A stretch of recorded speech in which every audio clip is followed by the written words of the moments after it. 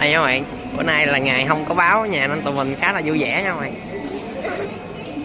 Đây giờ cha mình sẽ mua thịt đà điểu nha các bạn.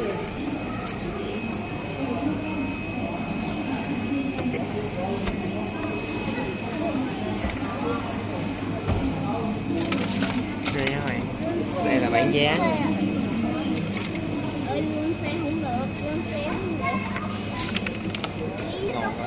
Cha mình sẽ mua 2 phần cổ thịt đà điểu nha các bạn. Cái phần này vừa có thịt vừa có mỡ luôn nha. Còn này là con heo á, nó đầu tàu ấy. Rồi nha bạn, sau một hồi lựa chọn thì cha mình quyết định lấy thêm một phần đuôi heo. Rồi nha bạn, let's go. Vẫn là anh ta mở một con heo ở đầu tàu. Anh ta mở đang cho hành trình đi mua gì vậy? Mình vẫn còn vài món để mua nữa nha bạn. Đây nha các bạn, cuối cùng mới lấy con cá ngừ rồi nha. Đây.